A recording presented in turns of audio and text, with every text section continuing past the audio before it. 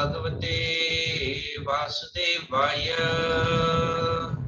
ओम नमो भगवते वासुदेवाय। नारायणं नमस्कृत्यं नरं चैव नरोत्तमं देवीं सरस्वतीं व्यासं ततो जयमुदीरये। नष्टप्रायेषु भद्रेषु नित्यं भागवत सेवया भगवतीरुत्तमा श्लोके भक्तिर्भवति नैष्ठिकी। कृष्णाय वासुदेवाय देवकी नन्दनाय च नन्दगोपकुमाराय गोविन्दाय नमो नमः। ओम अज्ञानतिमिरान्धस्य ज्ञानाञ्जनशलाकया चक्षुरुन्मिलितं येन तस्मै श्रीगुरवे नमः।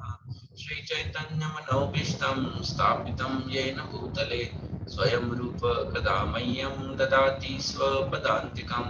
वन्देऽहं श्रीगुरो श्रीयुतापदकमलं श्रीगुरुन् वैष्णवांश्च श्रीरूपं साग्रजातं सहगना रघुनाथान्वितं तं सजीवं साद्वैतं सावधूतं परिजना सहितं कृष्ण चैतन्य देवं श्री राधा कृष्ण पदान् सहगना ललिता श्री विशाखान्वितं च। नमः विष्णुपदाय कृष्ण प्रेष्ठाय भूतले श्रीमते गोपाल कृष्ण गोस्वामी निधि नामिने।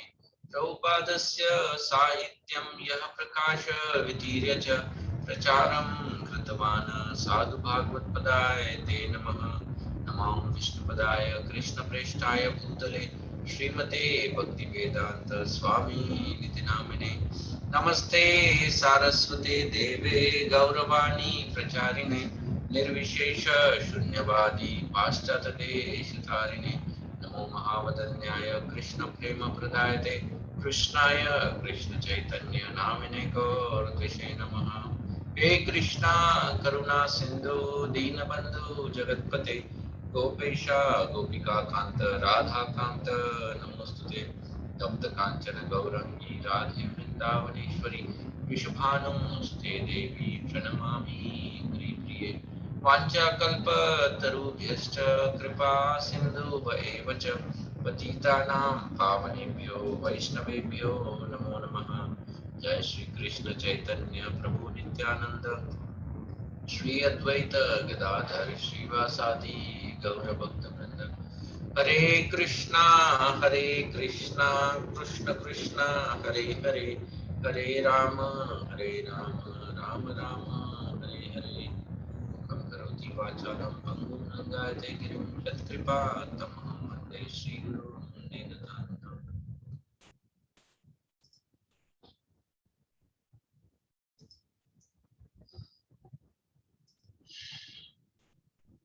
हरे कृष्ण। आज हम लोग श्रीमद् भागवतम का जो छठा स्कंद है उसमें से अजामिल की कथा के ऊपर चर्चा जारी रखेंगे। ये अजामिल की कथा जब हम लोग पूरा करेंगे तो मैं जस्ट देख रहा था तो हमारा 6th कैंटो पूरा हो जाएगा, क्योंकि इससे पहले हम लोगों ने छठे अध्याय में चित्रकेतु महाराज की कथा के ऊपर चर्चा की है, वृत्रासुर की कथा के ऊपर चर्चा की है,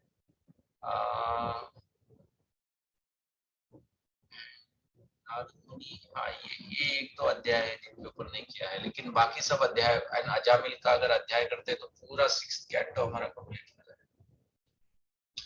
ठीक है, तो अब तक हम लोगों ने छठे अध्याय के 10 श्लोकों तक हम लोगों ने चर्चा की थी, और इन 10 श्लोकों में हमने क्या चर्चा की थी कि शुरुआत होती है जिसमें परीक्षित महाराज, जो 5वां अध्याय खत्म हो चुका है, 5वें अध्याय का जो अंतिम 5वां स्कंद का जो अंतिम अध्याय है उसमें परीक्षित महाराज को सुखदेव गोस्वामी जी ने जो 28 अलग अलग प्रकार के नरक लोक है उनके बारे में वर्णन किया था।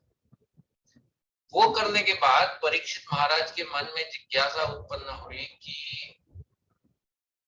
ये नरक में से कोई भी व्यक्ति कैसे बच सकता है, क्योंकि जिस तरह से उस अध्याय में वर्णन किया है इन 28 लोगों का, तो शायद ही कोई ऐसा व्यक्ति है जिसने कोई ऐसा कर्म नहीं किया है जिसकी वजह से वो नरक नहीं जाएगा। कोई भी बच ही नहीं पाएगा, मतलब इतना वो जटिल है। एंड प्रॉब्लम ये भी है कि कोई जाएगा तो एक नरक नहीं, एक से दूसरे में जाएगा, दूसरे से तीसरे में जाएगा, और जाने के बाद फिर से मनुष्य योनि में आके फिर से वो गलतियां करेगा और फिर से नरक में जाएगा। तो परीक्षित महाराज के मन में यह जिज्ञासा हुई कि कैसे कोई व्यक्ति कैसे ये नरक में जाने से बच सकता है। तो तब जब ये प्रश्न किया तो सबसे पहला उत्तर जो सुखदेव गोस्वामी जी ने परीक्षित महाराज को दिया था कि प्रायश्चित करें, कि तुमने जो भी पाप किया है, तुमने जो भी कार्य किया है, उस कार्य का प्रायश्चित करो, और प्रायश्चित करोगे तो वो प्रायश्चित करने से तुम उस पाप से मुक्त हो सकते हो। परीक्षित महाराज को ये उत्तर कुछ खास पसंद नहीं आया। इसलिए नहीं आया क्योंकि एक तो मुझे पता ही नहीं कि मैंने क्या पाप किया है, अज्ञानता में, अधिकांश पाप व्यक्ति जो करता है वो अज्ञानता में करता है, तो उसे लगता ही नहीं कि वो पाप कर रहा है। जैसे मैं कुछ दिन पहले मेरे जो इंजीनियरिंग के कुछ मित्र थे, तो हम लोग प्रभु जी, यस माता जी, सॉरी प्रभु, यस ये स्कंद कौन सा है श्रीमद् भागवतम का? Sorry, sixth canto. Okay sixth canto. हाँ, तो हमारे कुछ इंजीनियरिंग के मित्र थे, हम लोग एक कॉन्फ्रेंस कॉल में आए थे क्योंकि मेरे कुछ मित्र लोग यूएस वगैरह में बैठे हुए हैं। तो उसमें से मेरा एक मित्र था जो उसके साथ एक हम लोग चर्चा कर रहे थे, and he is from a farming background, and उसका बैकग्राउंड बहुत पुअर था, but now is very well settled, बहुत अच्छी तरह से एस्टैब्लिश्ड है। तो वो तो मैंने, वो काफी सालों से अमेरिका में अभी बैठा है, तो मैंने उसको पूछा तेरा इंडिया में आने का कोई प्लान नहीं है, या इंडिया में कोई प्रोजेक्ट नहीं करना चाहता है, या बिजनेस वेंचर वगैरह, ऐसा मैंने उसको जस्ट इन जनरल पूछा था। तो तब उसने मुझे बताया कि क्योंकि वो विलेज साइड से है बेसिकली, तो उसके कुछ मित्रों के साथ उन्होंने एक संगठन बनाया, एक ग्रुप बनाया है, उसके जितने भी ऐसे फार्मर फ्रेंड्स हैं, मतलब उधर के उनके विलेज के जो भी फार्मर्स के बच्चे हैं, लेकिन जो आज फार्मिंग नहीं करते हैं, अलग अलग सिटीज या कहीं भी जाके वो लोग जॉब करते हैं, लेकिन क्योंकि अभी वो वेल एस्टैब्लिश्ड, तो वो सब लोगों ने एक ग्रुप फॉर्म किया कि कुछ तो करना चाहिए डेवलपमेंट के लिए। तो मैंने उसको पूछा कि क्या प्रोजेक्ट है, तो उसने मुझे बोला कि हम लोग अभी सोच रहे हैं वेजिटेरियन शुगर बनाने का। मैं बोला वेजिटेरियन शुगर क्या होता है ये? तो क्योंकि मैं बोला नॉन वेजिटेरियन शुगर के बारे में मैंने कभी सुना नहीं है, as far as I know sugar vegetarian ही होता है, ये नॉन वेज शुगर क्या होता है?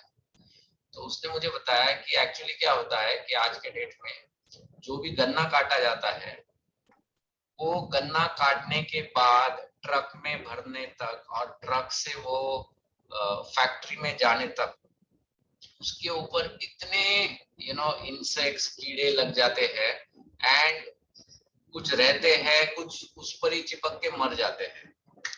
एंड ही सेड अनफॉर्चुनेटली वो पूरा जो ऑटोमेटिक मैकेनिज्म है कि गन्ने को वो फैक्ट्री में लोड करने से लेकर शुगर बाहर आने तक, उसमें क्लीनिंग की फैसिलिटी कहीं भी नहीं है बीच में, तो वो गन्ना कहीं धोया ही नहीं जाता है बीच में। तो विथ ये सब इंसेक्ट्स ये वो के साथ अंदर घुसता है, एंड वही शुगर के रूप में हमको बाहर मिलता है खाने को। एंड अब मैं बोला मुझे तो पता ही नहीं था ये ऐसा कुछ होता है। तो ही सेड हाँ, बहुत से लोगों को ये पता ही नहीं है, इसलिए हम लोग ये कंसेप्ट लाना चाहते हैं कि वेजिटेरियन शुगर। मैं बोला ठीक है, अच्छी बात है। तो मैं सोचा कि चलो थोड़ा बहुत अगर कुछ अभिमान था कि वेजिटेरियन हूँ, वो भी चला गया है अभी, क्योंकि अगर मैं स्वीट खाता हूँ तो वो भी रहा नहीं, मतलब बोलने के लिए हाँ, but ignorantly we are still eating. कहने का तात्पर्य ये है कि इसी तरह से अज्ञानतावश हमको पता ही नहीं कि हम लोग कितना पाप कर रहे हैं, we don't know, and जैसे कहा जाता है कि ignorance is not an excuse, अगर गलती करोगे तो सजा तो मिलेगी। जैसे एक छोटा बच्चा, उसको आग के बारे में कोई ज्ञान नहीं होता है, लेकिन अगर वो अज्ञानतावश अगर आग में हाथ डालेगा तो हाथ जलेगा। आग ये नहीं सोचेगी कि बच्चा अज्ञानी है, उसको ठीक है चलो माफ कर दिया फर्स्ट टाइम, ये वो नहीं सोचेगा, वो प्रकृति का नियम है। उसी प्रकार से अगर कोई हम लोग गलतियां करते हैं या पाप करते हैं तो प्रकृति के नियम के अनुसार हम लोगों को उसकी सजा मिलनी है। इट इज अ नेचर का साइकिल है, नेचर का लॉ है। ओके, उसमें हम लोग कुछ we can't do anything in between. तो परीक्षित महाराज ने जब ये सब के ऊपर एनालाइज किया था या इसका चिंतन किया, तो उनको लगा कि इसमें से तो कोई बाहर ही नहीं निकल सकता है। तो इसीलिए उन्होंने सुखदेव गोस्वामी जी से प्रश्न किया था कि इसमें से मार्ग क्या है। और सबसे पहला मार्ग उन्होंने बोलता है कि तुम प्रायश्चित करो। तो प्रायश्चित तो परीक्षित महाराज को पसंद नहीं आया, क्योंकि उन्होंने सोचा अरे मुझे पता ही नहीं मैंने क्या किया है। तो और कुछ कुछ प्रायश्चित तो इतने भयंकर होते हैं, जैसे हमने पिछली बार चर्चा की थी, जिसमें वो प्रायश्चित करने में ही तुम्हारी जान चली जाएगी। कुछ कुछ प्रायश्चित में तो प्रायश्चित करने में ही जान चली जाएगी। तो अगर एक ही प्रायश्चित में अगर मेरी ये जान चली जा रही है, तो बाकी प्रायश्चित मैं कब करूंगा? तो प्रश्न वो भी उठता है। तो परीक्षित महाराज ने कहा ये तो कोई ठीक ठाक बात नहीं है। सो इसलिए परीक्षित महाराज ने श्लोक नंबर 10 में उन्होंने कहा कि ये 9 में वो कहते हैं कि ये प्रायश्चित जो है इसका तो कोई मतलब ही नहीं है। दूसरा बात उन्होंने कहा कि प्रायश्चित करने के बाद भी चलो व्यक्ति सुधरता है तो बात अलग है, लेकिन हम अधिकांश इसमें हम लोग देखते हैं कि प्रायश्चित करने के बावजूद व्यक्ति की पाप करने की वृत्ति खत्म नहीं हो रही है।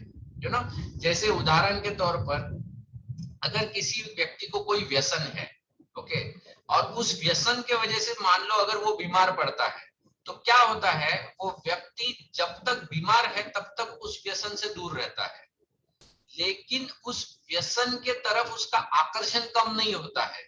जैसे ही वो बीमारी से बाहर आएगा और हट्टा कट्टा हो जाएगा, तो फिर से वो उस व्यसन में लग जाता है। तो उसी तरह से परीक्षित महाराज कह रहे हैं, वो एक हाथी का उदाहरण देते कि कैसे एक हाथी नदी में नहाने के बाद फिर से बाहर आकर वो जो मिट्टी रहता है वो अपने शरीर को के ऊपर वो छिड़कता रहता है। ओके, तो परीक्षित महाराज ने कहा कि ये उसी तरह से है। तो कोई व्यक्ति अगर पाप करेगा उसके बाद प्रायश्चित करेगा, लेकिन प्रायश्चित करने से पाप करने की वृत्ति खत्म नहीं हो रही है, तो इसकी वजह से वो फिर से पाप करने के लिए प्रेरित हो जाएगा। ओके, सो फिर से पाप करने के लिए प्रेरित हो जाएगा। तो ये तो कोई सॉल्यूशन नहीं हुआ, उन्होंने कहा। तो उन्होंने कहा कि नहीं नहीं, आप कुछ तो बेटर बताओ। तो फिर अब श्री बादरायणी उवाच, ओके, अब सुखदेव गोस्वामी आगे कह रहे हैं। तो देखो सुखदेव गोस्वामी भी एक स्टेप बाय स्टेप उनको जवाब दे रहे हैं। वो भी एक्चुअली परीक्षित महाराज को टेस्ट कर रहे हैं कि ये कहां तक रुक रहे हैं। परीक्षित महाराज को पहले उन्होंने एकदम एकदम डिफिकल्ट एंड बोलते हैं ना कि सबसे बेकार वाला सॉल्यूशन दे दिया था, लेकिन परीक्षित महाराज सतर्क थे। तो परीक्षित महाराज ने कहा नहीं नहीं, ये तो नहीं जम रहा है, कुछ बेटर बताओ। तो अब सुखदेव गोस्वामी कह रहे हैं कि हाँ हाँ बराबर है, कर्मना कर्म निरारो। वो कह रहे हैं कि देखो, कर्म से कर्म को काटा नहीं जाता है। परीक्षित महाराज कह रहे, सुखदेव गोस्वामी कह रहे हैं कि कर्म से कर्म को काट नहीं सकते हैं, या ये जो पद्धति है कर्म से कर्म को काटने की जो कोशिश है, वो कोशिश ही गलत है। क्यों गलत है? क्योंकि कर्म से कर्म को काटते वक्त तुम कर्म कर रहे हो, मैंने एक बुरा कर्म किया है, अब इस बुरे कर्म को काटने के लिए मैं दूसरा कर्म कर रहा हूं, तो ये दूसरा कर्म करने में भी मुझे कर्म लग सकता है। तो ये जो पूरी प्रक्रिया है वो प्रक्रिया ही गलत है। जैसे महाराज उदाहरण देते हैं, वो कहते हैं कि मिट्टी से मिट्टी साफ नहीं हो सकती है। अगर तुम्हारे हाथ पे मिट्टी लगी है और तुम सोचो कि चलो ये हाथ मुझे साफ करना है, और ये साफ करने के लिए मैं दूसरी मिट्टी लेता हूँ, काली मिट्टी लगी है तो मैं सफेद मिट्टी लेता हूँ, तो काली निकल जाएगी, सफेद रह जाएगी हाथ पे। सो मिट्टी से मिट्टी को साफ नहीं कर सकते हैं, उसके लिए आपको जल चाहिए, है ना, उसके लिए आपको जल चाहिए। मिट्टी से मिट्टी साफ नहीं हो सकती है। सो कर्मणा कर्म निर्हारो, देखो ये कहां पर एप्लीकेबल है, आई टेल यू। अभी बहुत से लोग अपने जीवन में वेरी टिपिकल सिचुएशंस कि लाइफ में किसी को कुछ हासिल नहीं हो रहा है या कुछ कुछ प्राप्त नहीं हो रहा है, तो वो तुरंत क्या करता है, वो जाकर 4 ज्योतिषी को दिखाता है। फिर एक ज्योतिष बोलेगा कि तुम्हारे इसमें ये दोष है। अच्छा तो क्या करूं? तो एक काम करो, तुम काली के सामने जाके बकरे को काटो, है ना। कुछ कुछ लोग करते हैं, बकरे को जाके मारेंगे या मुर्गी को जाके मारेंगे, उसकी बलि चढ़ाते हैं। अब मान लो वो जो भी दोष था तुम्हारे कुंडली में, चलो मान लो कि वो दोष निकल गया उसको काटने से, लेकिन वो काटते समय वो दूसरा एक कर्म लगा लिया ना तुमने, अब उसका तो दोष लग गया। सो एक निकालने के लिए दूसरा लगवा रहे हैं।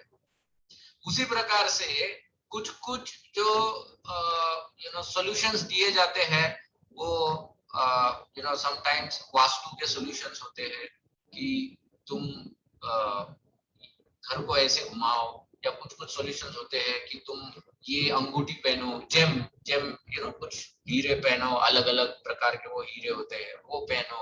एंड ऐसे बहुत से विकल्प लोग सोचते हैं, ऐसे बहुत से प्रक्रिया वो सोचते हैं जिससे वो सोचते हैं कि मैंने जो पहले कर्म किए हैं या मेरे जीवन के जो दोष है वो दोष निकल जाएंगे। लेकिन वो ये नहीं जानते कि ये करने में भी बहुत गलतियां हो सकती है। जैसे मुझे एक व्यक्ति ने बताया था, हीरे का व्यापारी था, वो बता रहा था, वो उसने ये साइंस भी पढ़ा हुआ था, ये जो भी जेम का जो साइंस होता है वो बता, तो वो मुझे बता रहा था कि लोग ये तो पूछ लेते हैं कि चलो मेरे कुंडली में ये दोष है, तो उसके लिए मुझे ये पर्टिकुलर हीरा पहनना चाहिए, जो भी रहता है वो नीला, काला, पीला, लाल, जो भी आते हैं ना, उनके नाम मुझे याद नहीं, बट वो जो भी उसको सूटेबल होता है वो उसने पहनना चाहिए। लेकिन वो बता रहा था कि लोग ये नहीं जानते हैं कि हीरा जो होता है वो अगर परफेक्ट नहीं होगा, उसमें अगर कहीं भी गलती होगी वो हीरे के इसमें, मतलब उसकी बनावट में, तो वो उस व्यक्ति के जीवन में विपरीत परिणाम ला सकता है। अब लोग तो हीरे को अंगूठी में लगवा देते हैं, उनको पता ही नहीं कि वो कैसा काटा है, कहाँ काटा है, कैसे कटा है, और वो जो जिसने अंगूठी में चिपका है वो थोड़ी ना बताने वाला है कि अरे ये गलती हो गई या वो गलती हो गई, वो तो चिपका देगा उसके अंदर। तो ऐसी बहुत सी चीजें लोग अज्ञानता में ही कर बैठते हैं। तो सुखदेव गोस्वामी यहाँ पर बता रहे हैं कि कर्म से कर्म को नहीं काट सकते हैं, कर्म से कर्म को काट ही नहीं सकते हैं। तो प्रश्न ये आता है कि अगर कर्म से कर्म को नहीं काट सकते हैं तो कर्म की विधि ही क्यों दी गई है? why atonement is prescribed in the scripture? शास्त्र में प्रायश्चित की विधि ही बताई क्यों गई है? तो वो आगे बताते हैं, वो इसलिए बताई गई है क्योंकि अविद्या है। अविद्या होने की वजह से, देखो, जब कोई व्यक्ति अविद्या में है, जब कोई व्यक्ति अविद्या में है तो वो तुरंत अविद्या से बाहर नहीं आ सकता है, या फिर उसको अविद्या से बाहर लाने के लिए धीरे धीरे उसको बाहर लाना पड़ेगा। लेकिन वो धीरे धीरे बाहर लाते वक्त कुछ कार्य ऐसे होंगे जो अविद्या के ही होंगे, मतलब अटोनमेंट वाले ही होंगे। उदाहरण देना अगर है, मान लो एक कोई नदी है, उस नदी का जो प्रवाह है वो बहुत प्रखर है, बहुत बहुत तेजी से नदी का प्रवाह हो रहा है। अब मुझे अगर समझो उस नदी के पार जाना है, अगर मुझे उस नदी के पार जाना है, भले मैं नाव से जाऊं या तैर के जाऊं, जो भी पद्धति से मैं उसको पार करने की कोशिश कर रहा हूं, लेकिन उसे पार करते वक्त कुछ देर तक मुझे उस प्रवाह के साथ जाना होगा। हेतु प्रवाह में बहना नहीं है, हेतु क्या है, मेन उद्देश्य क्या है कि मुझे नदी को पार करना है, लेकिन उसको पार करते समय कुछ समय तक मुझे प्रवाह के साथ जाना होगा। तो उसी प्रकार से सुखदेव गोस्वामी यहाँ पर बता रहे हैं कि जो अविद्या है, ये अविद्या के जो कार्य दिए गए हैं, मतलब अविद्या में जो कर्म है, वो कर्म इसलिए बताए गए हैं क्योंकि जो व्यक्ति पूरी तरह से अविद्या में ग्रस्त है, उसको अविद्या से बाहर आने के लिए थोड़े कर्म करना आवश्यक है, भले ही वो अविद्या में हो।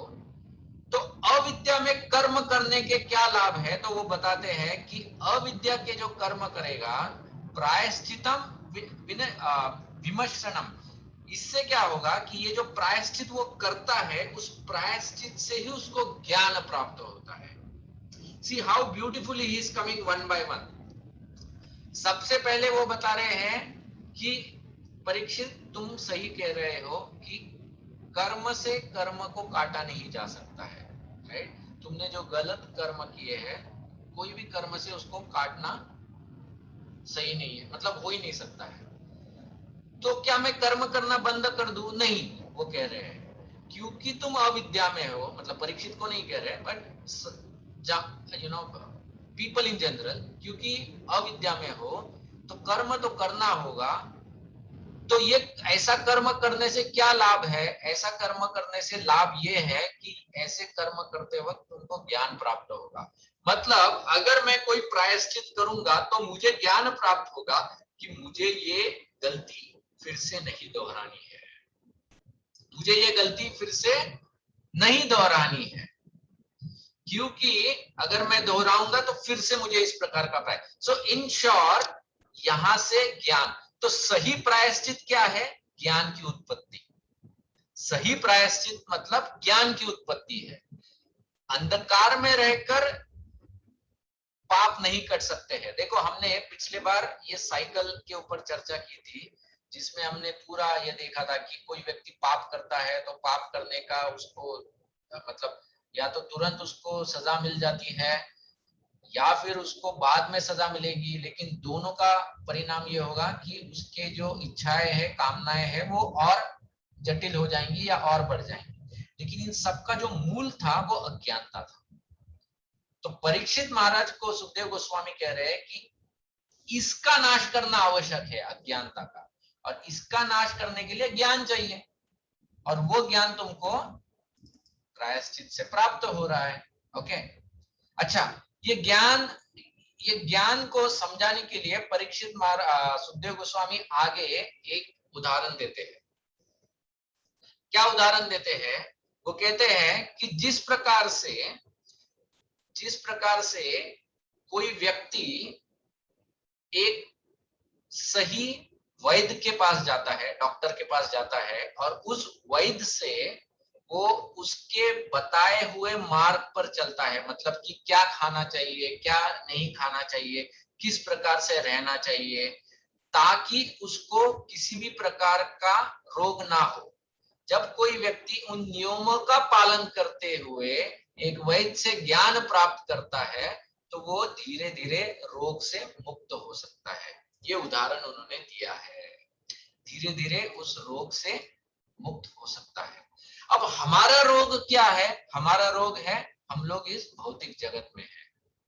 आचार्य बताते हैं कि जिस प्रकार से पानी को मथकर घी नहीं निकल सकता है, पानी को मथकर घी नहीं निकल सकता है, ये इसमें भी बताया गया है। रामचरितमानस में तुलसीदास जी एक श्लोक में बताते हैं कि पानी को कितना भी मथो, कितना भी हिलाओ पानी को, उसमें से घी नहीं निकलेगा, क्योंकि घी है ही नहीं पानी में।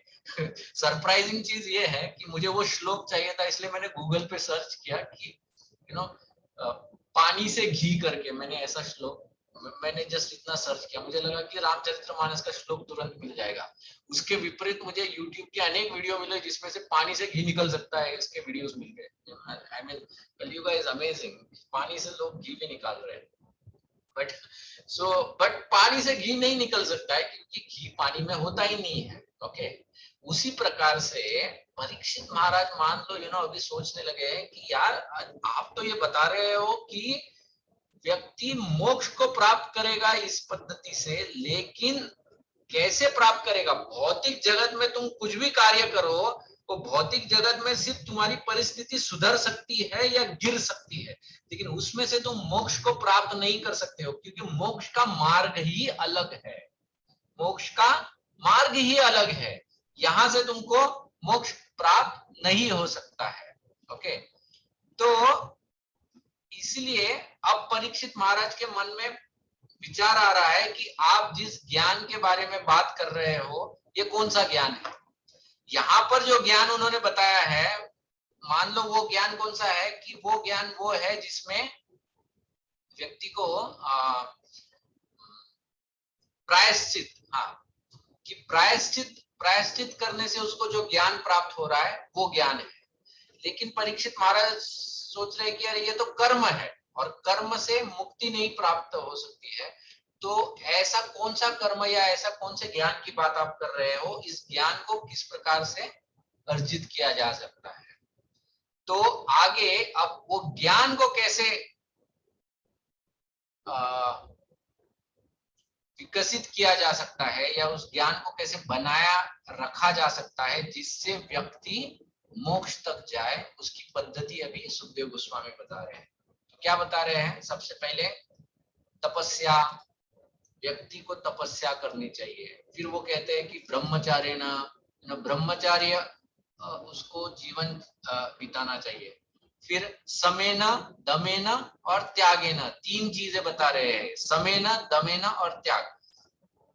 मतलब ऑलवेज अपने मन को कंट्रोल करना चाहिए, चैरिटी देना चाहिए, हमेशा सच बोलना चाहिए, हमेशा शौचम्यम, ऑलवेज शुड बी क्लीन, यमेना, नॉन वायलेंट होना चाहिए।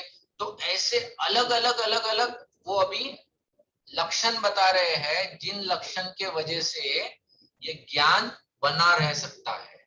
अगर ये लक्षण नहीं है तो ये ज्ञान टिक नहीं सकता है।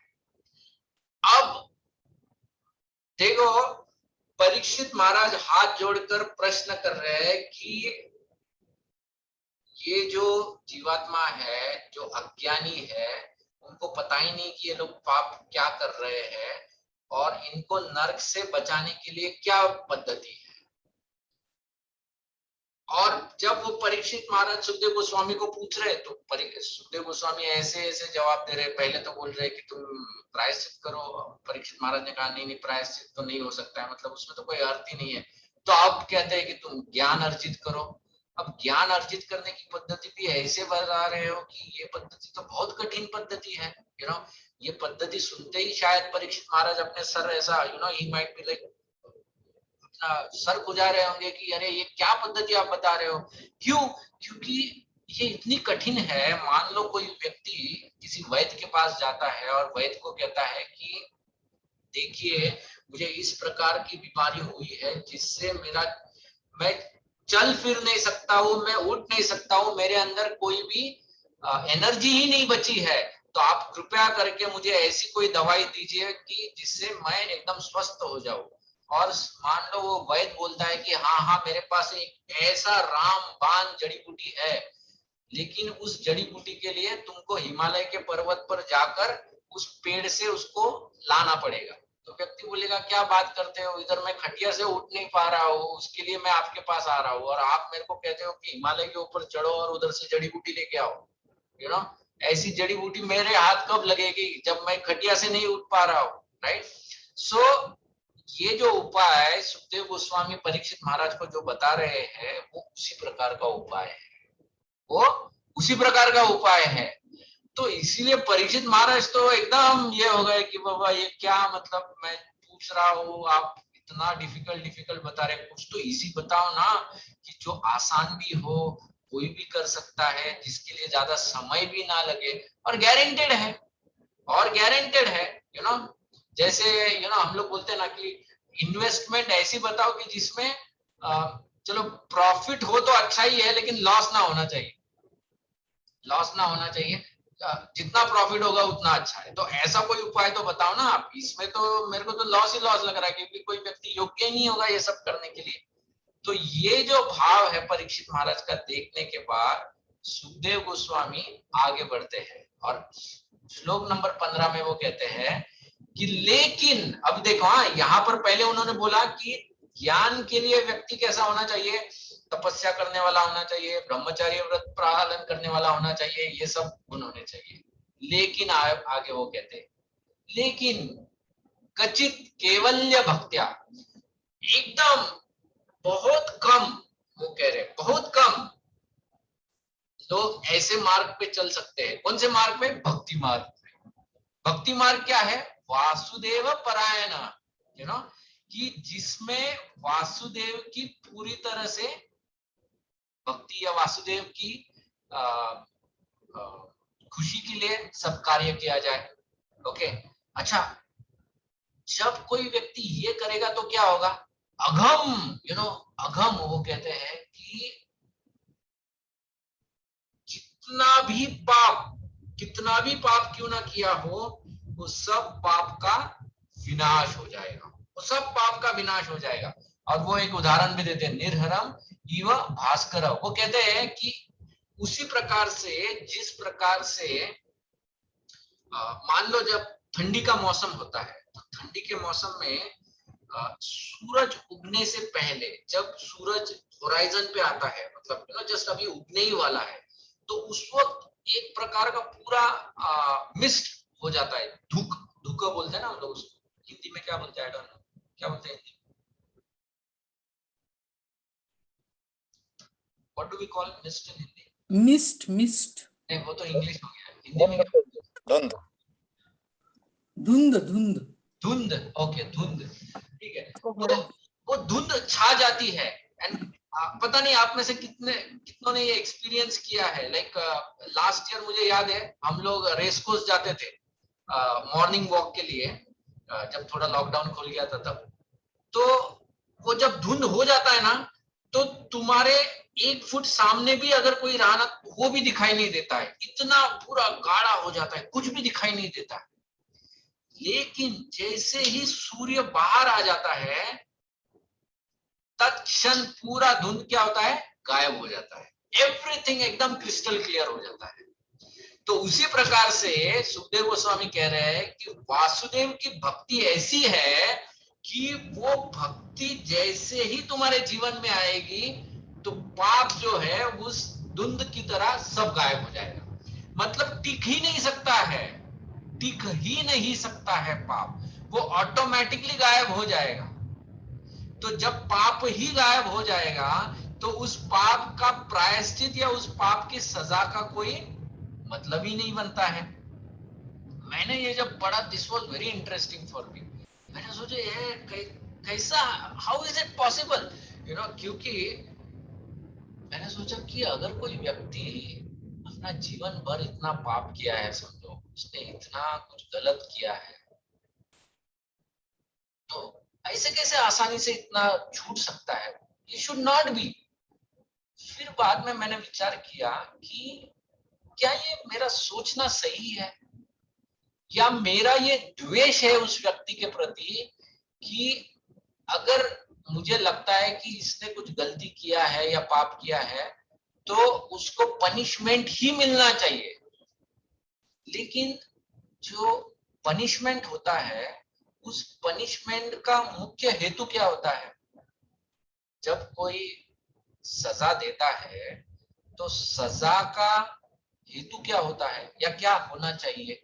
यू नो, अधिकांश बार लोग सजा देते हैं वो द्वेष में देते हैं कि मुझे सिर्फ बदला लेना है, बट सजा इज नॉट बदला। जो भगवान की विधि में जो हम लोगों को यमराज द्वारा जो सजा मिलती है, यमराज हमसे कोई बदला नहीं लेते हैं। यमराज हमको सजा इसलिए देते हैं ताकि हमारे अंदर परिवर्तन आ जाए। तो द पर्पस इज परिवर्तन, यू नो, हेतु क्या है? परिवर्तन आना है। तो अगर किसी व्यक्ति में बिना सजा के ही अगर परिवर्तन आ जाए, तो फिर उसे सजा क्यों देना है?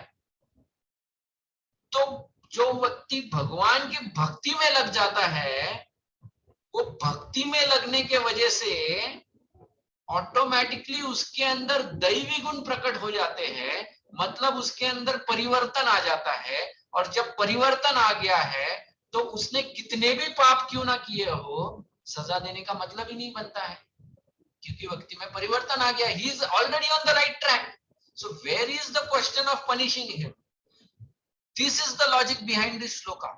इतना अमेजिंग श्लोक है, मतलब हमको ये कंसेप्ट समझना बहुत आवश्यक है। बहुत बार जब हम लोग इसका प्रवचन करते हैं या कभी ये पढ़ते हैं तो बहुत बार लोग प्रश्न भी करते हैं हमसे कि ये क्या बात हो गई, उस व्यक्ति ने तो जीवन भर पाप ही पाप किया और तुम कहते हो कि भगवान का अभी वो थोड़ा भक्ति क्या कर लेगा तो सब पापों से मुक्त हो जाएगा, ऐसे ही छोड़ देंगे उसको। अरे तुम कौन होते हो छोड़ने ना छोड़ने वाले, और अगर उस व्यक्ति के अंदर परिवर्तन आ गया है तो हो गया ना, उसके जो भी है, I mean he is relieved of all that thing.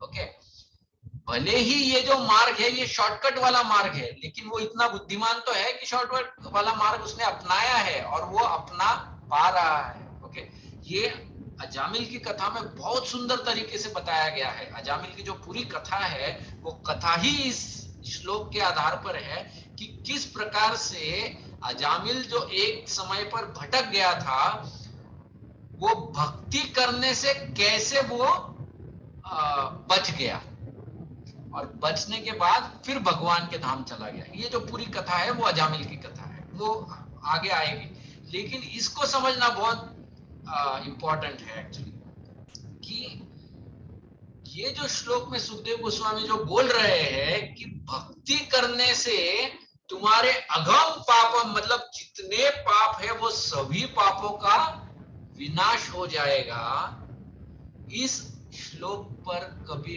Doubt नहीं करना चाहिए। वो इसलिए नहीं करना चाहिए क्योंकि भगवान की जो भक्ति है that is the ultimate thing, और वो जब किसी व्यक्ति को प्राप्त हो जाती है तो नेचुरली वो पूरी तरह से परिवर्तित हो गया है, और जो व्यक्ति परिवर्तित हो जाता है उसको पाप की सजा मिलने का प्रश्न ही नहीं उठता है। ये एक प्रभुपाद के टाइम पे एक इंसिडेंट हुआ था एक्चुअली। प्रभुपाद के एक शिष्य थे, क्योंकि प्रभुपाद जी जब पाश्चात्य देश में गए थे तो उस वक्त अधिकांश लोग जो थे वो हिप्पीज थे, और हिप्पी होने की वजह से वो बाकी सब गलत कार्यों में पहले जुटे हुए थे। लेकिन बाद में जब प्रभुपाद जी गए और उन्होंने उनके अंदर परिवर्तन लाया भक्ति द्वारा, तो बहुत से लोगों ने अपने जो गलत कार्य है वो सब छोड़ के वो प्रभुपाद के मूवमेंट में ज्वाइन होकर दे ट्रांसफॉर्म देमसेल्व्स। तो एक ऐसा ही व्यक्ति था जो ड्रग्स के रैकेट में अटक गया था, उस वक्त भक्त नहीं था, तो उसके पीछे पुलिस लग गई। तो पुलिस से बचने के लिए वो एक बार एक हरे कृष्णा मंदिर में घुस गया।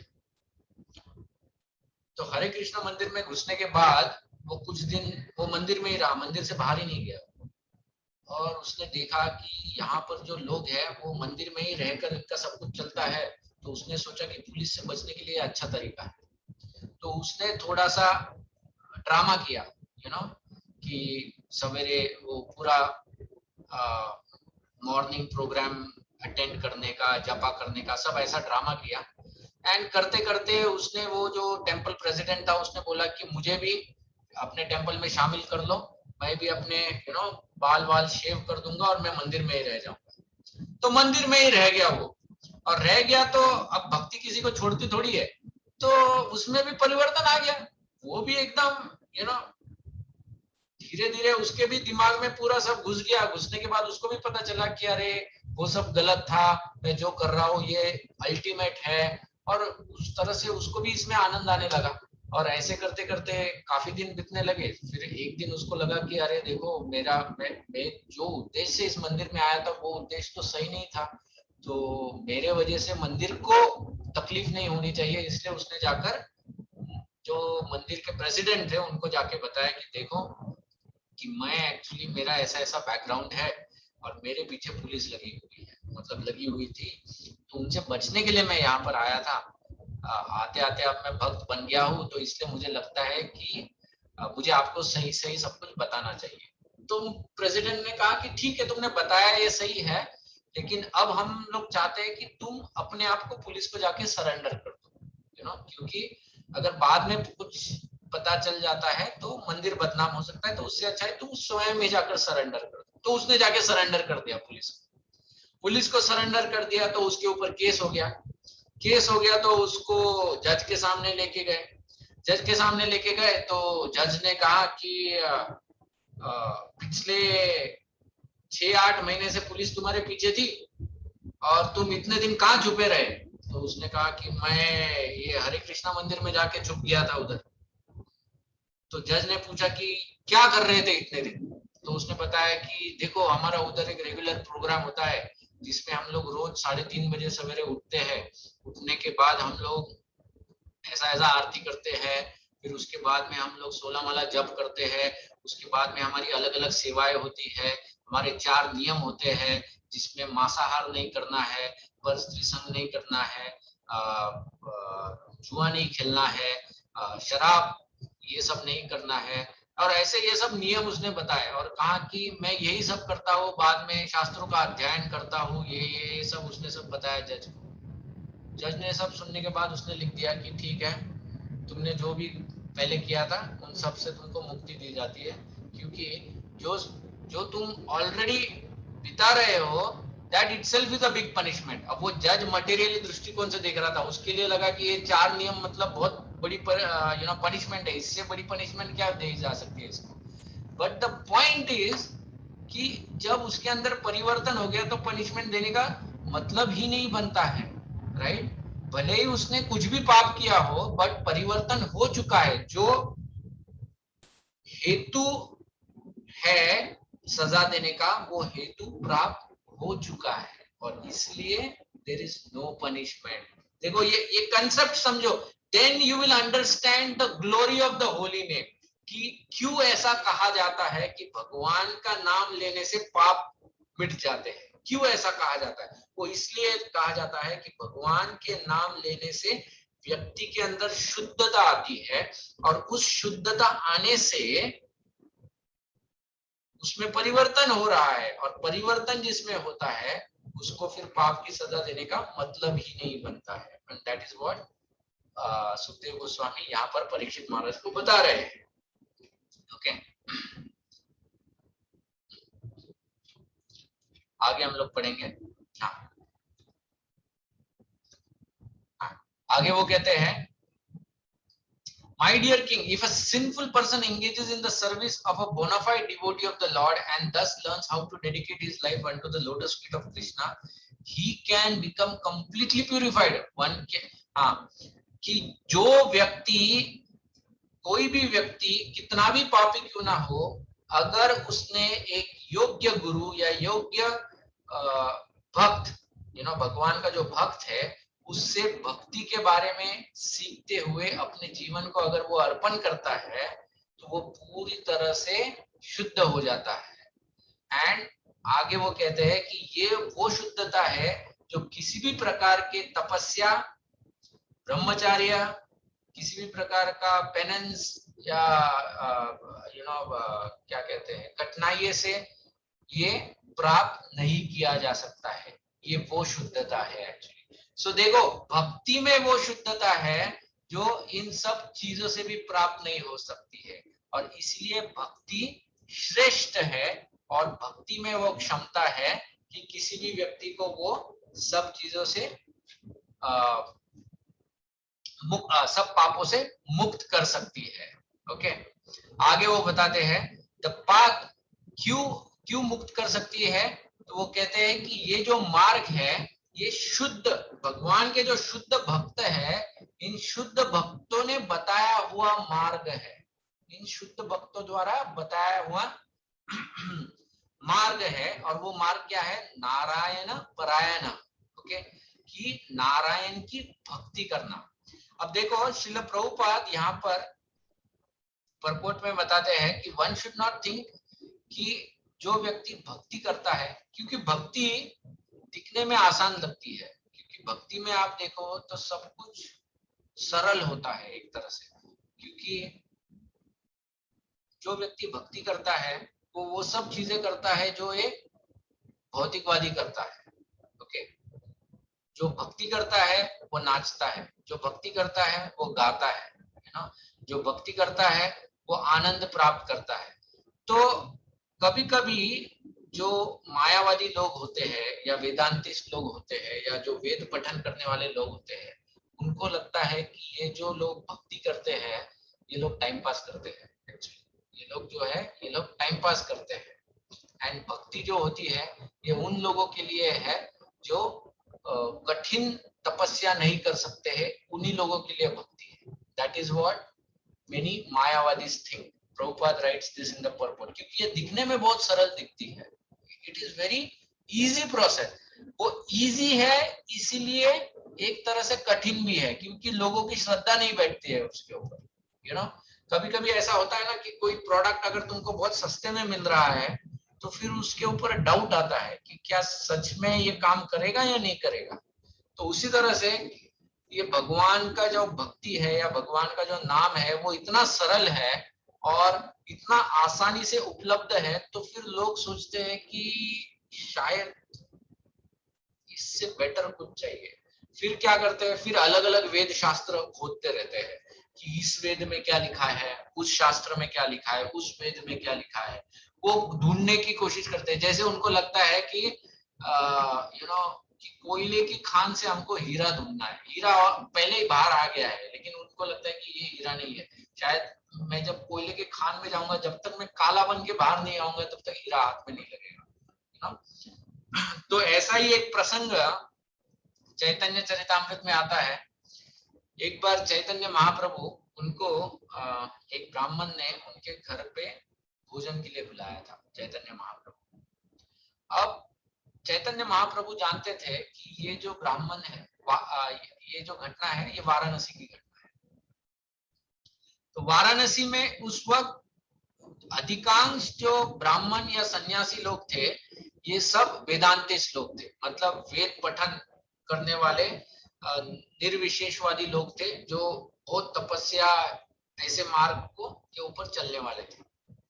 चैतन्य महाप्रभु जानते थे ये सब लोग ऐसे जटिल मार्ग पर चलने वाले हैं और भगवान की भक्ति में नहीं मानने वाले हैं। तो इसलिए चैतन्य महाप्रभु वाराणसी में होने के बावजूद इन लोगों से उन्होंने एक दूरी बनाई रखी थी, कभी इन लोगों को मिलने या नजदीक नहीं गए थे ऐसे सन्यासियों को। लेकिन फिर भी इस ब्राह्मण के बुलावे पर चैतन्य महाप्रभु उसके घर पे भोजन के लिए गए। उस वक्त इस ब्राह्मण ने उन बाकी सन्यासियों को भी बुलाया था जो वेदांतिस्ट लोग थे। तो जब ये वेदांतिस्ट लोग पहले ही बैठे हुए थे और फिर चैतन्य महाप्रभु ने प्रवेश किया। जब चैतन्य महाप्रभु ने प्रवेश किया तो दूर से ही दरवाजे पे ही चैतन्य महाप्रभु ने सबसे पहले इन सबको दंडवत करके नमस्कार किया। प्रभुपाद तात्पर्य में बताते हैं कि ये चैतन्य महाप्रभु ने नम्रता प्रदर्शित की है। जो कहते हैं ना हम लोग अमानीना मान देना कीर्तनीय सदा हरि, कि सबको मान सम्मान देना। तो चैतन्य महाप्रभु ने इस बात के लिए उनको सम्मान दिया कि चलो ये सन्यासी तो है कम से कम, इसलिए उन्होंने एक दंडवत किया। और फिर वहां से सीधा चैतन्य महाप्रभु कहाँ गए, तो पहले घर में प्रवेश करने से पहले आंगन में एक क्या बोलते हैं, एक मोरी रहता है ना, जहां पर तुम अपने पैर धो सकते हो, एक ऐसी जगह होती थी जहां पर तुम पहले अपने पैर को स्वच्छ कर दो और फिर घर के अंदर प्रवेश करो। तो ऐसी जगह पर चैतन्य महाप्रभु उस आंगन में गए, अपने पैरों को उन्होंने धो लिया और धोने के बाद उधर ही बैठ गए चैतन्य महाप्रभु। उसी जगह पर जहां पर लोग आकर अपने पैर धोते थे, उसी जगह पर बाजू में चैतन्य महाप्रभु बैठ गए और सब सन्यासी लोग जो थे वो अंदर बैठे हुए थे। उनमें से जो उन सन्यासियों का जो लीडर था उसका नाम था प्रकाशानंद सरस्वती। प्रकाशानंद सरस्वती की जब दृष्टि पड़ी इस सन्यासी के ऊपर तो उसने देखा कि ये जो सन्यासी है ये कोई साधारण है नहीं, क्योंकि चैतन्य महाप्रभु वहां पर बैठकर भी उन्होंने एक तेज प्रकट किया था। अपना जो तेज था, तो सुप्रीम एफल्जेंस, वो एफल्जेंस को प्रकट कर दिया। क्यों? क्योंकि ये जो बाकी सन्यासी थे ये इस तेज से हमेशा आकर्षित होते हैं। मायावादी लोग जो होते हैं वो ब्रह्म तेज से आकर्षित होते हैं। तो प्रकाशानंद सरस्वती महाराज सोच रहे हैं कि जिस तेज के बारे में हम लोग इतना पढ़ते हैं वो तेज मुझे सामने दिखाई दे रहा है। ये कौन व्यक्ति है, ये कौन सन्यासी है जो यहाँ पर बैठा हुआ। तुरंत वहां से उठकर प्रकाशानंद सरस्वती चैतन्य महाप्रभु के पास पहुंचे और चैतन्य महाप्रभु के पास जाकर उन्होंने चैतन्य महाप्रभु से कहा कि अरे तुम ऐसी जगह पर क्यों बैठे हो, तुम हमारे साथ अंदर आओ। तो चैतन्य महाप्रभु ने कहा नहीं नहीं नहीं, मैं यहाँ पर ठीक हूँ, मैं यहीं पर ठीक हूँ। तो तब प्रकाशानंद सरस्वती महाराज उनकी नम्रता देखकर खुद अपना हाथ आगे करके उनके हाथ को पकड़ के उनको उठाकर उनसे विनंती करते कि आप कृपया करके आइए। फिर चैतन्य महाप्रभु जब आते हैं तो प्रकाशानंद सरस्वती, अब प्रकाशानंद सरस्वती को पता चलता है कि अरे ये तो चैतन्य महाप्रभु है। और प्रकाशानंद सरस्वती ने सुना है इनके बारे में, लेकिन उन्होंने क्या सुना है कि एक पागल सन्यासी है जो नाचता गाता रहता है लेकिन वेद पठन नहीं करता है। तो प्रकाशानंद सरस्वती पूछते हैं कि अरे तुम तो साक्षात नारायण दिखते हो और नारायण का तेज प्रकट कर रहे हो, लेकिन तुम्हारा जो बर्ताव है वो ऐसा क्यों है, तुम एक पागल की तरह क्यों नाचते हो और पागल की तरह क्यों गाते हो। हम सब सन्यासी देखो, हम लोग कितना वेद के ऊपर हम लोग अलग अलग प्रकार के चर्चा करते हैं, तुम हम लोगों के साथ बैठ के वेद के ऊपर चर्चा क्यों नहीं करते। तब चैतन्य महाप्रभु कहते हैं कि देखिए मेरे गुरु जो थे, मेरे गुरु ने मुझसे कहा कि देखो तुम मूर्ख हो।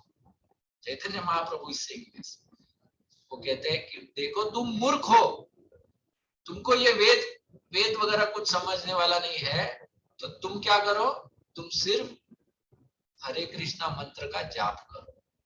और चैतन्य महाप्रभु आगे वो बताते हैं कि देखिए कि ये जो हरे कृष्णा मंत्र जो है, ये मंत्र मैं गाते ही या मैं बोलते ही तुरंत मैं नाचने लगता हूँ, तुरंत मैं गाने लगता हूँ, तुरंत मैं पागल हो जाता हूँ। और चैतन्य महाप्रभु आगे कहते हैं कि मैं ये करने की कोशिश नहीं करता हूँ, लेकिन ये ऑटोमेटिकली मेरे अंदर ये लक्षण दिखाई देते हैं।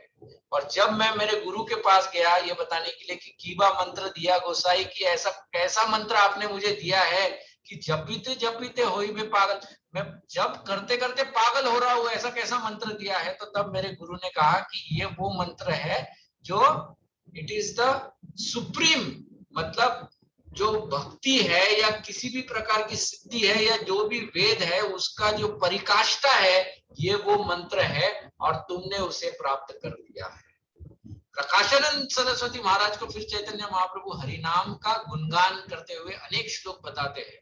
जब वो सब सन्यासी लोगों को इस बात का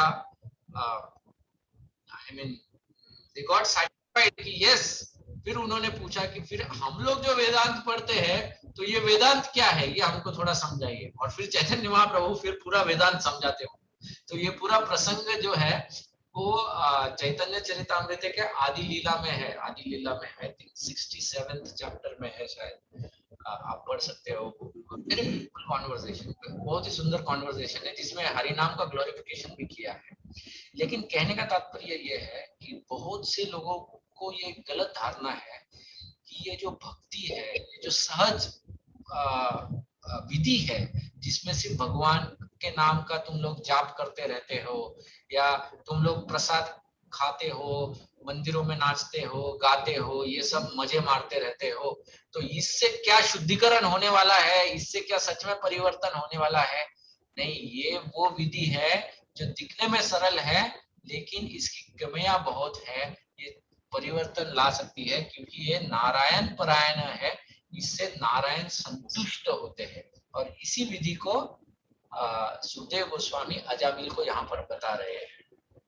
आगे वो इसी बात को पुष्टि करने के लिए, इसके ऊपर भर देने के लिए वो आगे का श्लोक बताते हैं। वो कहते हैं जिस प्रकार से अगर कोई मटका है, उस मटके के अंदर शराब, अगर किसी मटके में शराब रखी जाती थी और उस मटके को अब शराब फेंक दो और गंगा जल से अगर तुम उस मटके को धोगे तो क्या उस शराब का बास चला जाएगा क्या?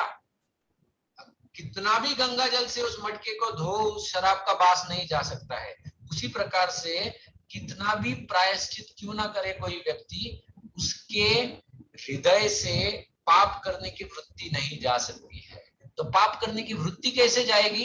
तो वो कहते हैं कि पाप करने की वृत्ति तभी जा सकती है जब कोई व्यक्ति भगवान के चरण कमलों का आश्रय लेता है। Persons who have even one surrender, कोई व्यक्ति भगवान की शरण एक बार भी अगर ग्रहण कर लेता है तो उसके अनेकों जन्मों का पाप नष्ट हो जाता है।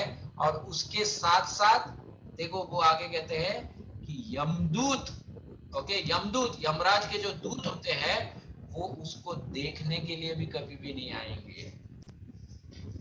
ये यमदूत, you know, this normally at the time of death, you know, actually Garuda Purana में लक्षण दिए हैं कि जब कोई व्यक्ति मरने वाला होता है तो उसके शरीर के ऊपर कुछ लक्षण आ जाते हैं,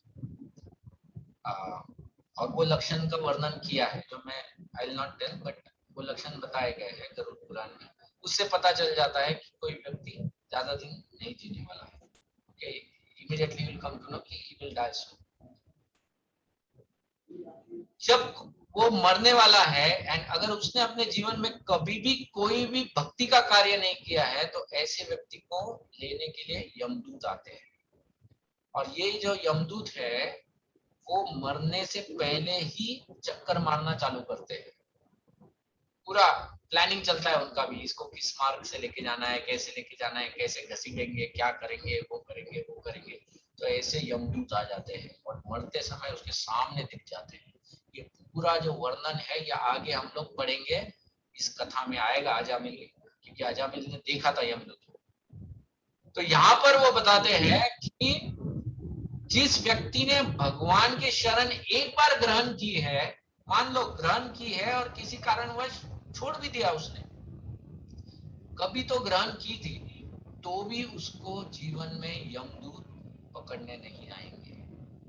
तो क्या होगा, वो भगवत धाम चला जाएगा क्या फिर, अगर उसने भक्ति छोड़ दिया? नहीं नहीं, भगवत धाम नहीं जाएगा। And that is the beauty of this story. Ajamil की कथा में भी भले ही यमदूतों ने उसको छोड़ दिया लेकिन वो भगवत धाम तुरंत नहीं गया, उसके बाद उसने भक्ति की और फिर भगवत धाम गया।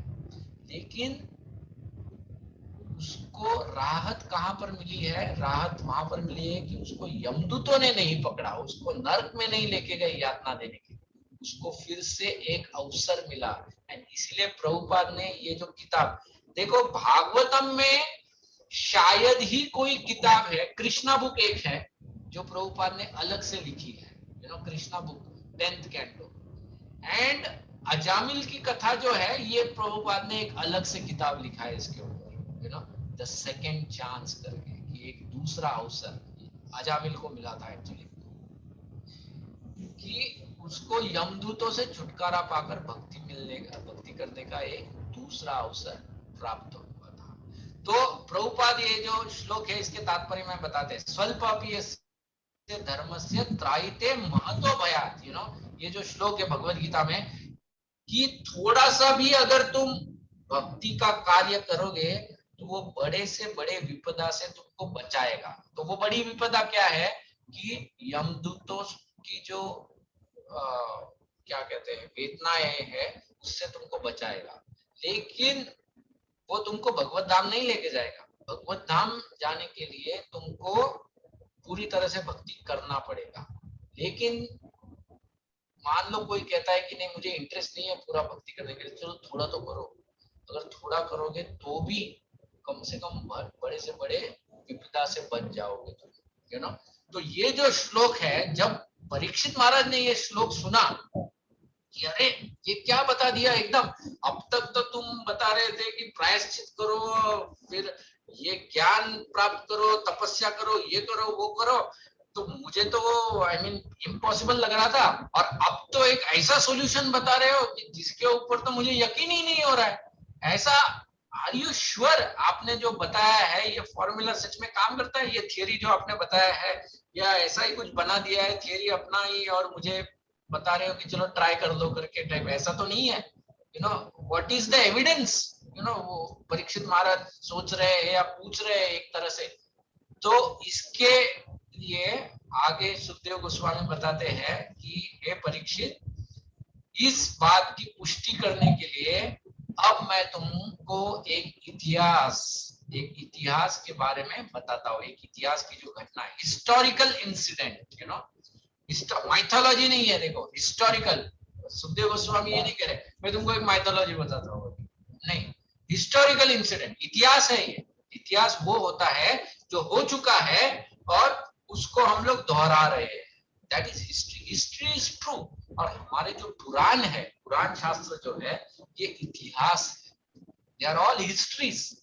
लेकिन ब्रिटिशर्स ने उनको पोल्यूट कर दिया, उसको माइथोलॉजी कहकर। माइथोलॉजी मतलब जिसका कोई अस्तित्व ही नहीं है, मतलब कथाकथित बातें, बट हमारा इतिहास कथाकथित नहीं है, हमारे पुराण कथाकथित नहीं है। एक्चुअली जो पुराण है वो इतिहास है। और सुखदेव गोस्वामी यहाँ पर अब परीक्षित महाराज को कह रहे हैं कि मैं तुमको एक इतिहास की एक घटना बताता हूँ जिसमें यमदूत और विष्णुदूत, इन दो दूतों के बीच में एक संवाद है, और उस संवाद के बीच में एक फंसा हुआ ब्राह्मण था जिसका नाम था अजामिल। और उस अजामिल की कथा मैं तुमको अब सुनाऊंगा। तो अब श्लोक नंबर 21 से अजामिल की कथा प्रारंभ होती है, जो हम लोग अगली बार हम लोग start with that story. But ये जो है ये पूरी अजामिल की कथा से पहले की भूमिका है, जिसमें एक प्रकार से भक्ति का जो महत्व है कि वो सरल होते हुए भी कितनी शक्तिशाली है, उसमें क्या क्षमता है, इसके बारे में देव गोस्वामी परीक्षित महाराज को बताया है, जिसको हम लोग भी समझ सकते हैं। So this is what is the topic of this discussion. हरे कृष्ण, धन्यवाद। कोई प्रश्न है हमने जो चर्चा की उसके ऊपर?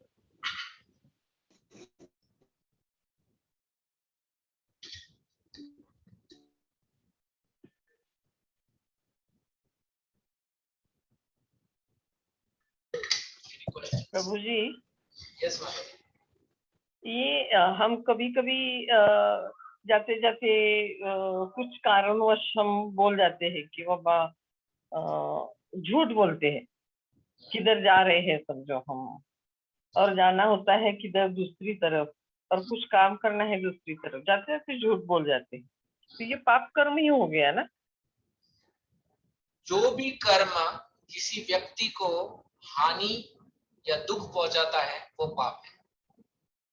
अब आप इवैल्यूएट कर सकते हो कि आपके झूठ से अगर उसको ऐसा कुछ हो रहा है तो पाप है, अगर नहीं हो रहा है तो पाप नहीं। अच्छा, ठीक, थैंक यू।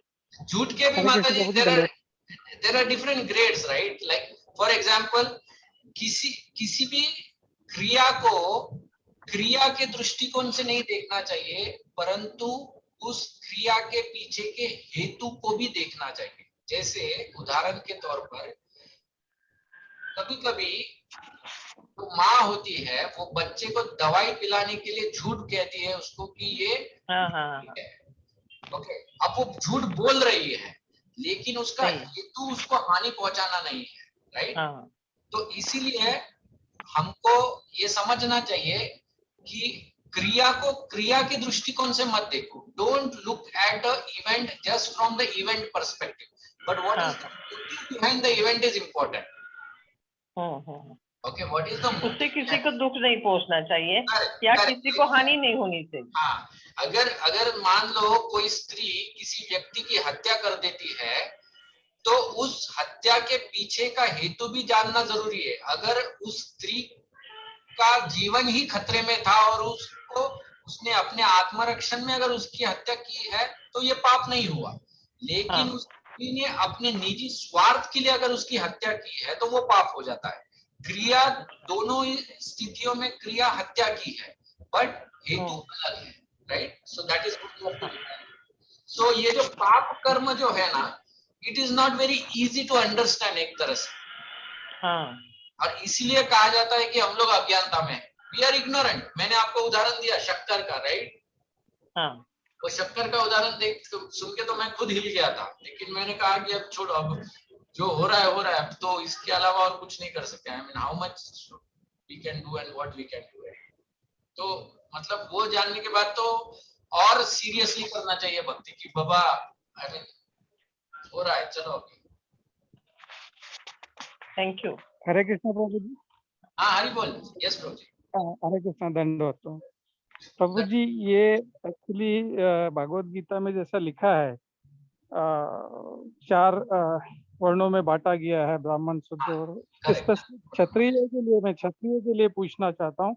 जो सैनिक होते हैं, जो राजा होते हैं, जो युद्ध में हत्या करते हैं, और वो लोग क्या है, एग्रेसिव होने के लिए नॉनवेज भी खाते हैं, तो क्या वो पाप है? उसका प्रायश्चित करना पड़ता है उन लोगों को, या करना चाहिए, या वो धर्म है? नहीं, उसके लिए देखो, कोई भी तुम जीव हत्या करोगे तो उसके लिए तुमको प्रायश्चित तो करना ही पड़ेगा, मतलब पाप ही है वो। ओके, लेकिन हर एक पाप के भी अलग अलग, जैसे मैंने बताया, हेतु क्या है, दैट हेतु इज इम्पोर्टेंट। ओके, जैसे अभी बहुत बार लोग लोगों की एक गलत धारणा है कि नॉनवेज खाने से ही शक्ति आती है। मैं भी एक्चुअली क्या, मैं स्पोर्ट्स में रहा हूँ, तो हमारे एक जर्मन रिटर्न कोच थे, हाँ। तो हम लोग को फोर्स करते थे, नॉनवेज खाओ, ड्रिंक्स लो, वेट गेन के लिए वो बोलते थे। तो वो I'll tell you, अभी लाइक फॉर एग्जांपल मैं भी रेगुलर जिम करता हूँ। ओके, हाँ, एंड अभी मैं और श्याम लीला प्रभु रोज जिम जाते हैं, एंड हमारे जिम में शायद ही कोई ऐसा व्यक्ति है जो हमारा वेट लिफ्टिंग को मैच करता है। लाइक डेली हम लोग ऑलमोस्ट 80 to 100 केजीज उठा लेते हैं। नहीं, उस समय मैं टीनेजर था, तो उस समय ऐसा बोलते थे उन लोग। करेक्ट। हाँ नहीं, बट मैं बता रहा हूँ, तो वही है कि जरूरी नहीं कि पहले के टाइम में ये जो जितने भी क्षत्रिय थे वो सबके सब नॉन वेजिटेरियन थे। Okay, it is not a black and white statement. हाँ, बहुत से क्षत्रिय अधिकांश थे। Okay, but there were also this side of the Kshatriyas who were pure vegetarian, because कितने तो भी आयुर्वेदिक जड़ी बूटियां हैं, कितने तो भी हमारे vegetarian pulses and so many things are there which gives you lot of nutrition जितना आपको चाहिए होगा। Okay, so that is not a reason for killing anyone. लेकिन इसके बावजूद भी कोई बोलता है कि नहीं, मुझे I still need that easy protein या जो भी है, तो ठीक है, if you need it, face the consequences also, कि तैयार रहो कि उसका भी एक कॉन्सिक्वेंस है, कि आज मजे मार लो, जैसे होता है ना कि आज क्रेडिट कार्ड स्वाइप कर लो, लेकिन कल बिल तो भरना ही पड़ेगा उसका। वो तो है। ये नहीं कह सकते कि भैया मेरा पगार 10,000 है लेकिन क्रेडिट लिमिट 2 लाख का है, तो मैं आज 2 लाख ले लिया, तो वो बोलेगा कि ठीक है भैया, आज 2 लाख ले लिया तो अगले 2 साल भरते रहो ना पेमेंट उसका। तो वो वैसा ही है, मतलब और ये व्हाट अबाउट सोल्जर, जो सैनिक है, राजा के आज्ञा से लड़ाई करते हैं? सोल्जर्स का कैसा होता है कि सोल्जर्स राजा की आज्ञा से किसी को मारते हैं या मर जाते हैं, तो क्योंकि वो अपना धर्म निभा रहे हैं और धर्म राजा के प्रति होता है, इसीलिए कहा जाता है कि उनको एक हायर पोजीशन मिलता है सोल्जर्स। अच्छा, they get elevated provided वो निस्वार्थ भाव से उस राजा की सेवा अगर कर रहे हैं, तो भले वो राजा पापी हो या कैसा भी हो। ओके, वो जो भी गलतियां है, उस गलतियां की सजा राजा को मिलता है, बट सोल्जर्स को प्योर इसमें, बिकॉज वो अपने क्षत्रिय धर्म का पालन कर रहे हैं, तो उनको उसके लिए एलिवेशन मिलता है। That is what Krishna tells in Bhagavad Gita. He tells Arjuna कि तुम अपने क्षत्रिय धर्म का पालन करो तो स्वर्ग भोगो, तुम स्वर्ग भोगोगे एक्चुअली। बराबर। सो that is how it is. तो उस केस में प्रायश्चित की जरूरत नहीं है, बराबर? देखो, I mean that is one act, right? मतलब सोल्जर अपने पूरे जीवन में सिर्फ लोगों को मारता है, मतलब शत्रुओं को नहीं मारता, राइट? बाकी चीजें भी करता है। वो तो है। हाँ, तो वो बाकी चीजों में उसने अगर पाप किए तो उनका तो प्रायश्चित लग ही जाएगा ना। परीक्षित महाराज का प्रश्न एक पाप का नहीं था। परीक्षित महाराज का प्रश्न ये था कि व्यक्ति 100 साल जीता है, इस 100 साल में पता नहीं उसने कब, कहां और कितने पाप किए हैं, तो कहां कहां जाकर प्रायश्चित करेगा और किस किस पाप का करेगा और कब कब करेगा। That was his question. It was not about one पाप। अगर एक ही पाप होता तो फिर तो इजी था एक तरह से कि चलो एक प्रायश्चित कर लिया, मुक्त हो गए, बट नहीं ना, ऐसा नहीं है। वी डोंट नो क्या किया है क्या नहीं किया है। हेलो, ठीक, धन्यवाद प्रभु जी। यस, एक्चुअली श्रीमद् भागवतम में हम लोगों ने हमारे भगवत गीता का जो डिस्कशन होता है उसमें हमने एक चर्चा की थी।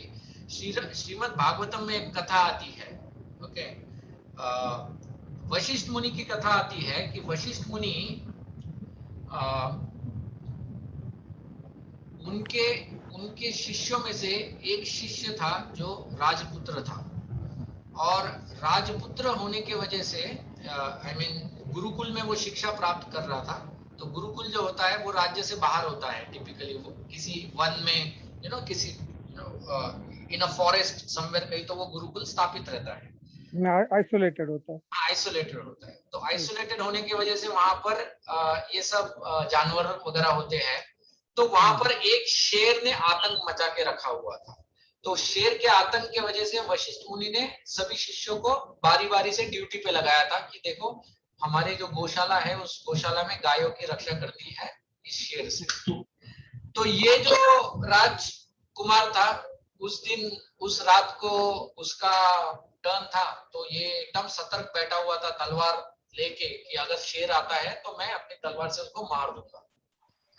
तो शेर आ गया, शेर ने जोर से दहाड़ा और दहाड़ते ही शेर ने एक गाय के बछड़े के ऊपर उसने प्रहार मतलब छलांग लगा दी। तो ये राजकुमार बहुत सतर्क था, तो उसने तुरंत अपनी तलवार घुमाई। उस वक्त तो फ्लड लाइट्स वगैरह नाम का कोई कंसेप्ट नहीं था, यू आर टॉकिंग अबाउट। तो उस जमाने में अभी भी अगर तुम किसी जंगल में जाओगे तो जो जंगल का जो अंधेरा होता है वो सही अंधेरा होता है। सिटी में तो स्काई भी नहीं दिखता है, तारे दिखते ही नहीं है, बट आज भी अगर हम लोग फॉरेस्ट में जाते हैं तो सब तारे दिखते हैं स्काई में। तो इतना अंधेरा था और उसमें से बारिश और बिजली चमक रही थी। तो उसमें इसको समझ नहीं आया कि शेर कौन है गाय कौन है। तो जब तलवार घुमाई तो शेर का एक कान कट गया, लेकिन उस कान के साथ गाय की गर्दन कट गई। जब गाय की गर्दन कट गई तो कान कटने की वजह से शेर तो बेचारा डर गया, बोला ये क्या हो गया मेरे साथ, भाग गया उधर से। शेर तो तुरंत उधर से भाग गया।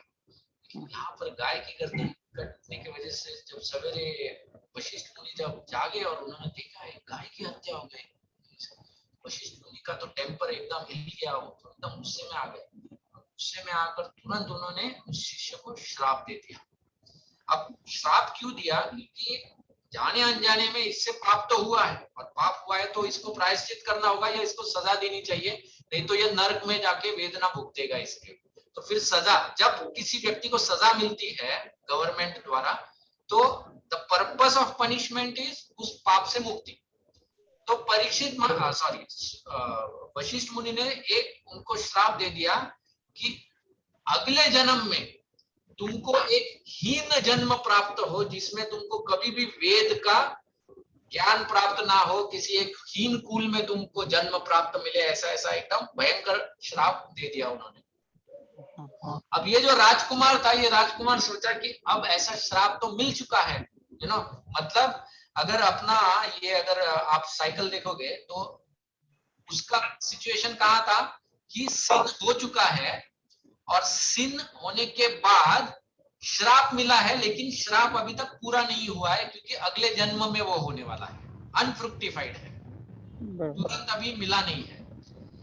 तो जब तक मैं इस जन्म में हूं तो मैं क्या कर सकता हूं? तो उसने क्या किया, भक्ति चालू किया। उसको किसी he consulted some other sages, उन्होंने बोला है बेटा भक्ति कर ले, सुखदेव गोस्वामी ने कहा है तू भक्ति कर ले, ये हो जाएगा। उसने उस जन्म में भक्ति की एंड विदाउट टेकिंग, दूसरा जन्म लेने से पहले ही वो मुक्त होकर भगवत धाम चला गया। उस श्राप वो निष्फल हो गया, श्राप का उसके ऊपर कोई एक्शन ही नहीं हो गया। क्यों? क्योंकि भी उसको भुगतना था, उसने भक्ति में ही ट्रांसफॉर्म होकर वो निकल गया था. So like that it happens actually. बहुत बढ़िया, थैंक यू प्रभु, thank you. Yes, thank you. प्रभु जी, ये पुरुषार्थरा के बारे में बताया क्या, जो हाँ, पास्ट है? पुरुषार्थरा की स्टोरी, राइट. यस सर, हाँ, उसका नाम ओके है. ओके। प्रभु जी, श्रीनिवास पटवारी हियर। हाँ, धन्यवाद. हम लोग जो आप बोले गलत काम क्या है, बोले तो if it is hurting somebody in any way, it is the गलत. But there are so many things we do without hurting somebody, but it is also गलत. So that also we think, okay, yeah, today we are doing it, okay. So and then again we think that, okay, today we will not do. Today I have done, okay, God को बोलते हैं कि okay क्षमा कर दो, और कल फिर वही करते हैं. नहीं, और I परसों said example जिसमें you are doing a thing which is not गलत काम जो करते हैं और करते रहते हैं ऐसे ही. तो how to overcome that? okay. though it is not hurting others, but अपने आप को पता चलता है कि आप गलत काम कर रहे हैं every day.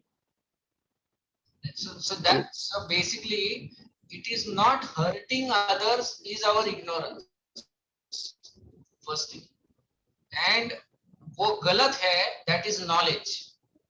वो गलत है, ये ज्ञान है, and it is not hurting others, वो अपनी अज्ञानता है.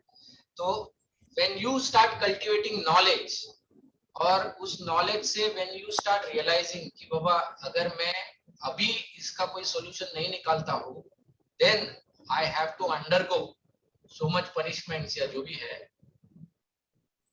Until then you will not be spared. But the moment you realize कि no, I will have to suffer all these things. So in order to avoid that suffering, then I need a solution. And when you go to the solution, then automatically you will turn back to the thing.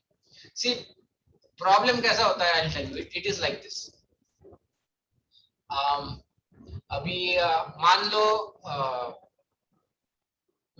मैंने खाना खाया, खाना खाने के बाद मेरा chest में थोड़ा सा अनइजीनेस हो रहा है, थोड़ा डिस्कम्फर्ट है.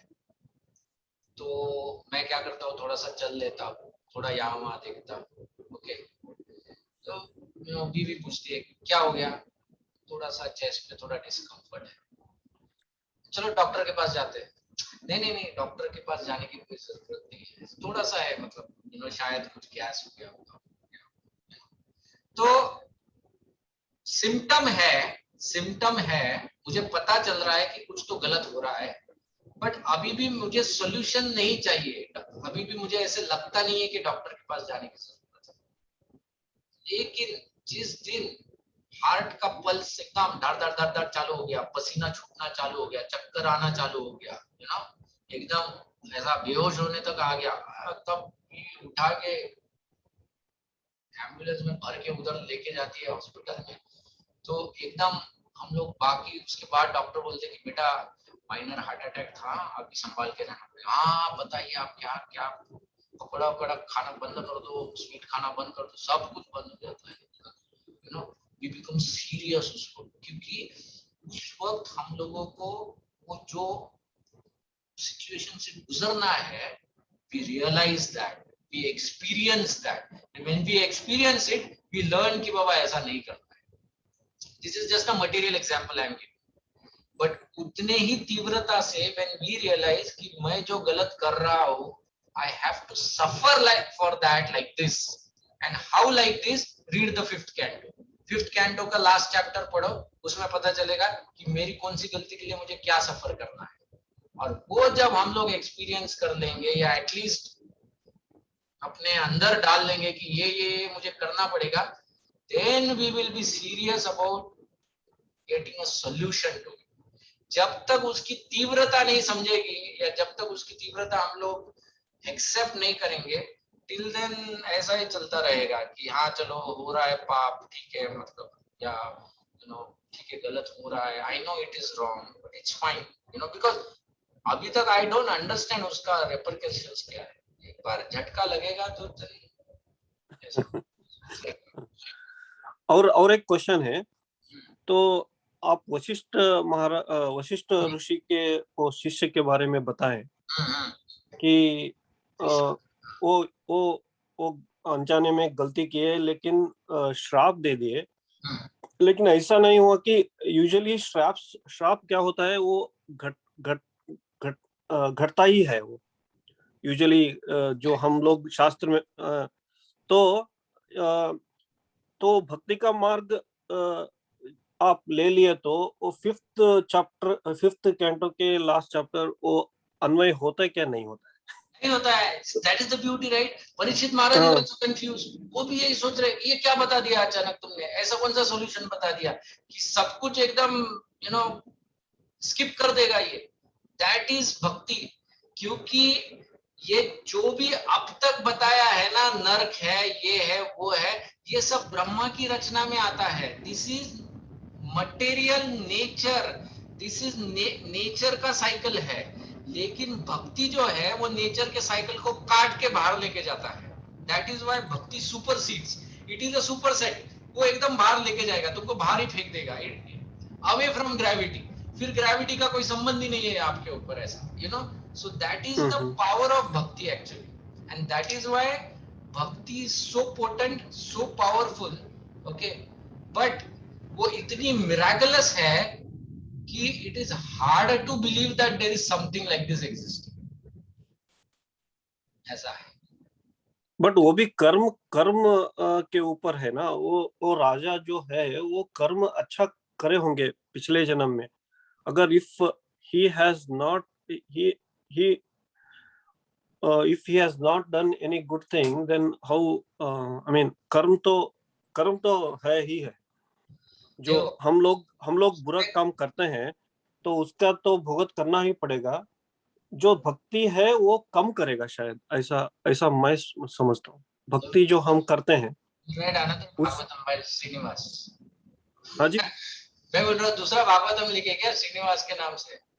नहीं Sukhdev Goswami is telling over here very clearly, right? हाँ, सुखदेव गोस्वामी कौन है? He is a Mahajan, he is a right. Mahajan, and if a Mahajan is telling this, then why should I go against this thing? And दूसरी बात ऐसी है कि नहीं कर्म, मैं क्या बोल रहा हूँ, कर्म का भी इम्पोर्टेंस है, भक्ति भी है और कर्म का भी है, नहीं है? भक्ति जो है, भक्ति क्वेश्चन है मेरा ये राय नहीं है।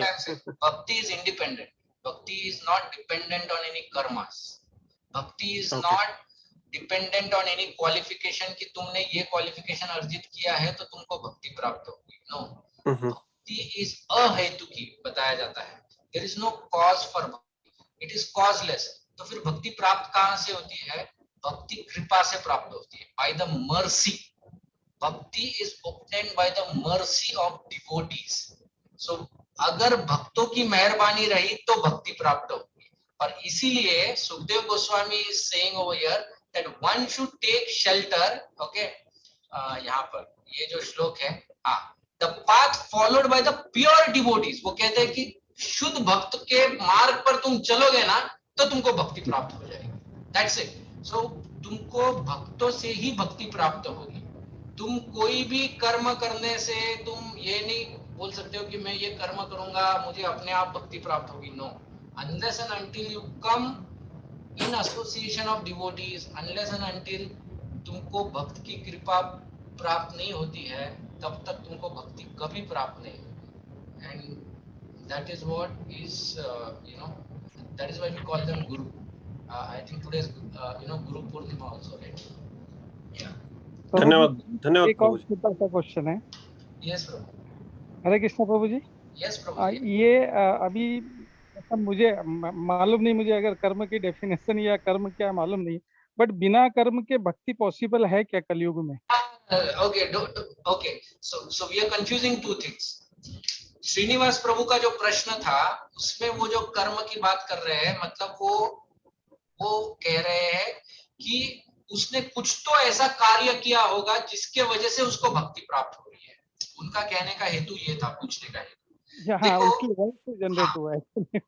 सो क्रिया या कार्य, ओके, कार्य को भी कर्म कहा जाता है। मतलब एनी एक्शन इज अ कर्म, whether it is a good Karma bad Karma, वो इट डिपेंड्स ऑन वो क्या रिजल्ट लाता है उसके ऊपर, but action is karma. Okay, तो मैंने उनको वही बताया कि there is no predefined activity which will क्या कहते हैं, भक्ति को बाध्य कर देगी कि now since I have done this activity अब मुझे भक्ति मिलना ही मिलना है। नो, ऐसी कोई प्री डिफाइंड एक्टिविटी नहीं है। ओके, बट भक्ति करने के लिए you have to do action, मतलब process of action. Okay, so that is different. भक्ति में भी एक्टिविटी है, एक्शन है। Okay, that is a part of bhakti, but भक्ति को प्राप्त करने के लिए there is no predefined karma. जैसे आईआईटी में एडमिशन के लिए मुझे कोई एंट्रेंस एग्जाम देना पड़ता है, तो ऐसा कुछ है नहीं एक्चुअली। भक्ति प्राप्त करने के लिए तुमको सिर्फ भक्त की कृपा चाहिए, दैट्स इट। ठीक है, थैंक यू प्रभु, थैंक यू।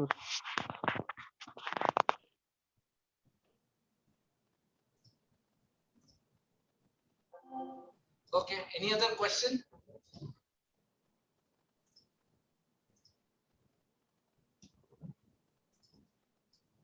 ठीक है, तो हम यहीं पर विराम देंगे और अगले शुक्रवार से हम लोग आगे की कथा को देखेंगे। It's a very interesting.